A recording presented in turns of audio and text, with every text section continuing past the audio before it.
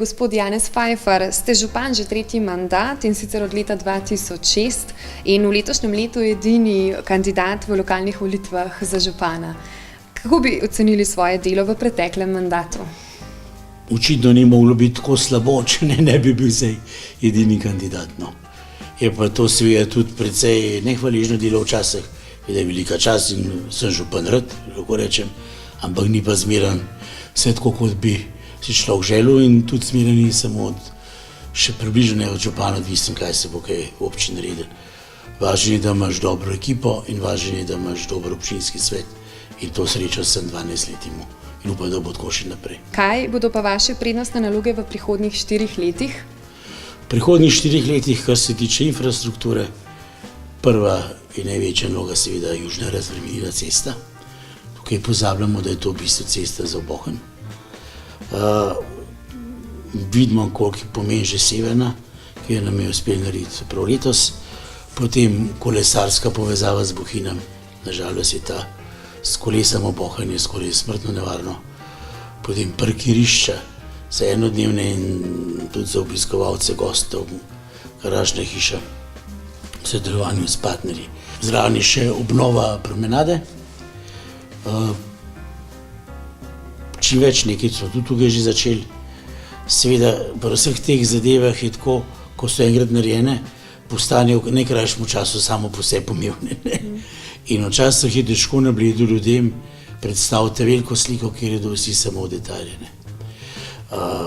Pomembno je seveda tudi vzdrževanje javnih površin, mora reči, da bomo veliko več nazadili cvetja, ker se to zataka res podob kot vidite, so že tudi na glavnem krožišču na Bledu, kjer je bilo zdaj kamenje, in v to tudi kamen s poti, ki je prevečkrat skoraj pozasajeno lepo, da bo res gost prišel, kar vidimo že od mostu čez Savo dolinko, da prihajate, se pride v drug območje tistih skulptur in nekaj takega, nimajo z nami nobene zveze, so pa na poti na Bled in mrzdo to meša. Vzdrževanje seveda športnih objektov še naprej, ki jih nimamo malo. Imamo športno dvorano, ki je v ogromnem stanju, ampak se že skoraj pokrije, kar je skoraj neverjetno za kakšne druge. Imamo športni park, seveda tudi kompleks straže, krajskega kopališča. V glavnem, to bo, seveda bistveno, kar se tiče pa socialnega standarda, je pa gradnja novega medgeneracijskega centra, ki se bi imel Vezeline, ki je prav, da bo vsaj en spomin ohranjen na to, varno temu podobno, kjer bo knjižnica, kjer bo dnevni center za starejše in kjer bo prostor za vse generacije, za prenašanje znanja, za srečevanja in tako naprej. Bo ogromna površina, kjer se bodo lahko res Bledci parkirali in se srečevali v miru. Potem pa seveda tudi sanacija osnovne šole. To je velik problem, ker je težko otroke seliti. Pri vrtcu smo še, da mi je še ratar jih spraviti v kasarno, ampak kot veste, šolo pa skoraj ne moreš kaj, ne.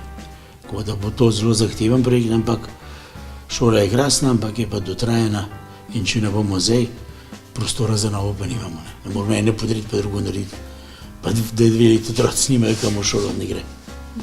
Tako da to bo kar velik zalogaj in mislim, da bo, če bomo to, bo že kar nekaj.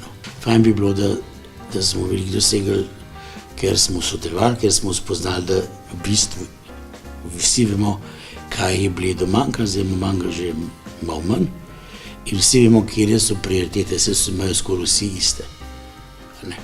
Zdaj pa, če bi bila nova športna dvorana, v temu razumem, da bi bilo zelo dobro, da bi imeli, ampak v tem 4-letnem planu prav vseh drugih investicijah na zaenkrat ni. Mi se moramo skoncentrirati, se pravi, na obnovo šole, na južno cesto, pa na kolesarsko. To so osnovne zadeve. In to vzame časa in denarja in vsega. Kaj ste v vseh teh letih kot župan želeli predvsem doseči?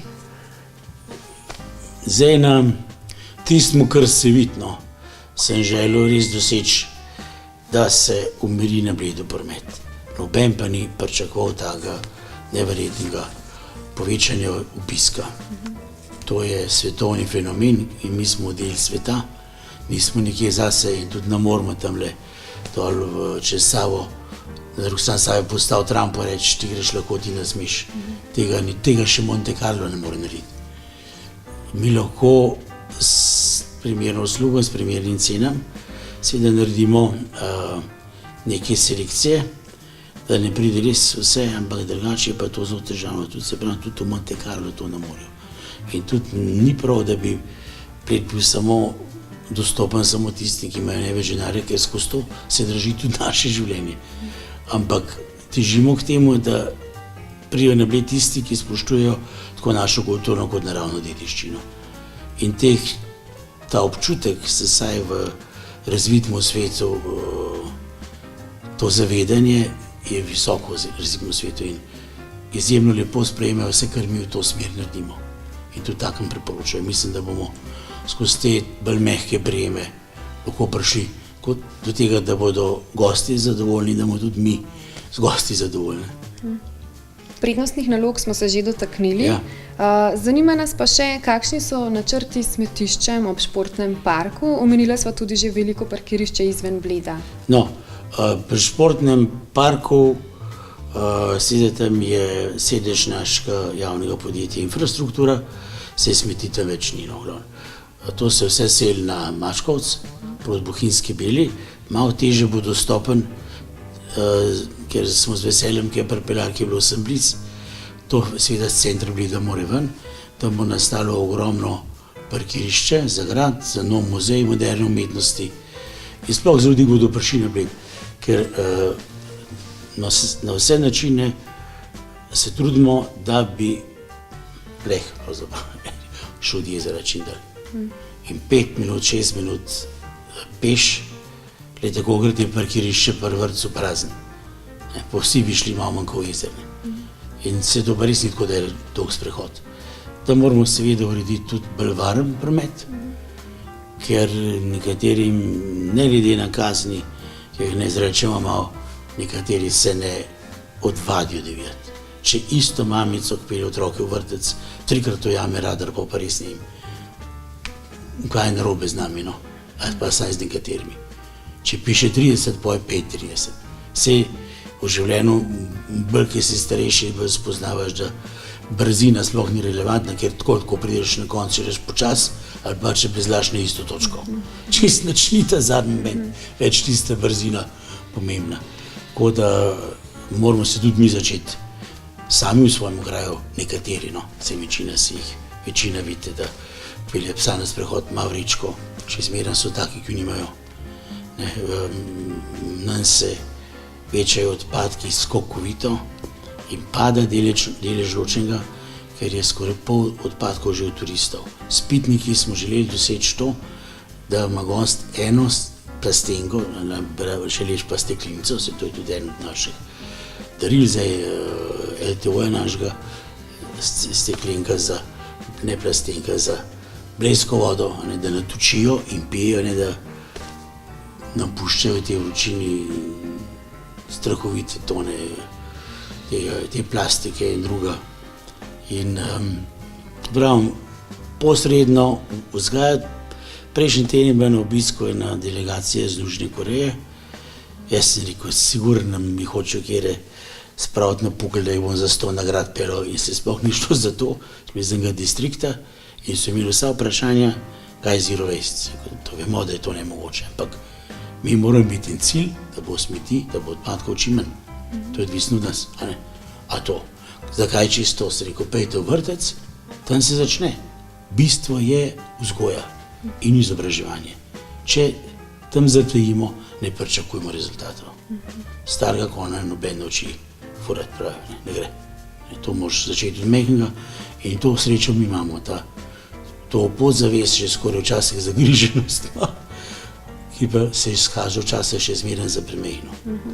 Ker sami ne upravljamo s celim prostorom našega. Veste, da so vode državne. Mi sigurno ne bi dovolili toliko ribolova ob jezeru, če bi bila to naša pristojnost. In še mrske drugega ne. Samo to težko, kakšnemu še domačinu razložiš, da ni občina vse mogoče. In da vsak odlok je lahko le na osnovi zakona Odlok je ena občinska priredba nekaj dovoljenega, kar zakon dopušča. In tudi mi, če pravimo, ne maramo ognjemetov, mi lahko samo prosimo, do 10 zvečer jih imajo. Ne maramo, da se žival plaši, glejte, se polet ga nismo imeli. Mi ne rabimo 30.000 ljudi tukaj zvečer, da vse pomedrajo, ne hote, ker jih je preveč, ker je premehen prostor. In tukaj se trudimo, eni to vidijo, eni ne, eni mislijo, da delamo glih v nasprotno smer, vseh ni mož nikoli zadovoljiti. Ne.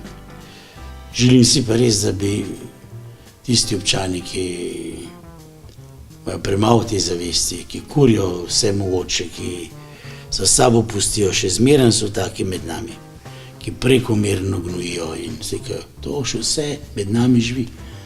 Ampak, če po en stran zakon pospešuje nekaj, to nič ne moreš. Tako je, ne? In to eni predobro vejo. Pa če se še dotaknemo, veliko je nekih manjših, pomembnih projektov, pa če se še dotaknemo mladine. So načrtovani kakšni projekti za mlade, mogoče za povečanje priložnosti za zaposlovanje, inkubator za poslovne ideje? Se pravi, v našem medgeneracijskem centru bo dovolj prostora za vse. Tam bo računalniška soba, vse imajo že skoraj, se komu pa še kaj v bistvu manjka. Ampak včasih je treba tudi sam kaj narediti. Mi smo tukaj Ljudsko univerzo Radovljica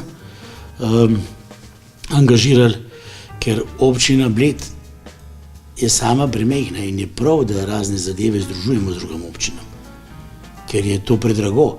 Kino, na primer, včasih je kino, za 2 evra, koliko je že avtobus, se lahko peljete v Radovljico. A bomo tukaj imeli še en kino za 5 ljudi? Ne gre. Res ne prenese to naš kraj. Tam pa je, ne vidite, krasen program. In potem, se pravi, Ljudska univerza, to se delimo, socialo se tudi delimo, ker to je treba. Mi imamo v Radovljici dom starejših občanov, Janka Benediga, ki se še po našem zdravniku imenuje. To je iz časa, ko smo bili še skupna občina. Ta dom je tudi naš, ni samo radovljiški. No, ampak vseeno bo Zavod za pokojninsko zavarovanje na Bledu postavil 60 stanovanj in tretjina teh bo namenjena ekskluzivno Bledcem. In temu centru medgeneracijskem centru bo, če se zdaj malo karikiram, tak vrtec za starejše, ker ima doma starejšega človeka, ki je še lahko doma in hvala Bogu, da je v svojem okolju, ampak ga nima kam dati med službo. In ko boš lahko pripeljal enega kaj, se bo zamotil, mogoče še malo z mladino. Ko želimo, da ostanemo družba vseh generacij, ki se ena od drugega uči. Mladi lahko, starejši kaj povejo, starejši mladim, starejši zase, mladi zase, srednja leta. Mislim, da ni najbolj pametno tako segregirati. Vse smo imeli že mladinske klube po Bledu, pa so vsi bolj ali manj neslavno končali. Na koncu pride do tega, da je to samo še en prostor za žuranje, preko slej pride do tega. Ampak je toliko drugih aktivnosti mogoče, koliko imamo športnih klubov. Se nam zmanjka v šoli mladine za vse klube, ki jih imamo, za vse društva. Toliko imamo, da jih zmanjka. Imamo društva, športne na Bledu, ki je en član z Bleda, zato da so tukaj prijavljeni, iz Blejske kase dobijo denar, drugi so vsi drugod, ker se splača na Bledu prijaviti, ker največ skoraj damo za šport na glavo prebivalca v Sloveniji. Kaj pa mogoče coworkingi, to so neki novi načini povezovanja mladih v podjetništvu? Na Bledu je dovolj priložnosti? Ja, dovolj priložnosti, seveda, gor bo prostor, zdaj pa da je bo spet 5 za to, tam, da bo drugi učili, kako se posel začne, ki sami še nobenega niso, pa res ne. Res sem zelo praktičen zelo. Ampak vse te prijeme, to se že v Radovljici dogaja in to se bo razširilo tudi na Bled. In ne bomo mi zdaj tukaj tople vode izumljali, ampak bi res priporočal našim ljudem, ki vejo zdaj, kje živijo. Zdaj, če ti na Bledu študiraš astronomijo, kar je super, ja boš res težko na Bledu dobil službo astronoma, ker ju ni. Še v Ljubljani jih je malo. Razumem, da te zanima, se meni tudi nekaj zanima. Takrat sem jaz študiral etnologijo, nas skoraj ni bilo, zdaj jih je pa 200. Kam jih boš dal? Torej, predvsem povezovanje tudi z drugimi Z občinami. drugimi občinami in treba pogledati, kaj lokalno gospodarstvo potrebuje, če želiš v svojem kraju ostati. Ni občina kriva, če ti ne dobiš službe v svojem specialnem poklicu. To smo premehni. To bi bilo morda tudi v Ljubljani lahko, ali pa Krano, pa na Mobledu nas je 8000, enostavno za vse ne more biti. Je pa kljub temu, bi rekel, velikemu obisku tujcev, še zmeraj mislim, da na Bledu živeti kar lepo. No. Sej, jaz včasih, če tisti, ki je imel tako grozen jezik, reče, vse imamo tudi v Sloveniji, pa ne bom imenoval kakšnega kraja. Mogoče je pa da boš. Ampak eni so se že izselili, ker jim je preveč glasno, prehrupno in raje oddajajo in tega živijo. Ne moreš ti na eni strani oddajati, po drugi strani pa to bi pa on bi pa tret bi ja. Ostan, vsi imamo možnosti, da sodelujemo kjerkoli se da, odprti smo za vse vrste iniciativ, ampak samo po sebi ne pade z neba nič. Nobenemu, tudi nam ne.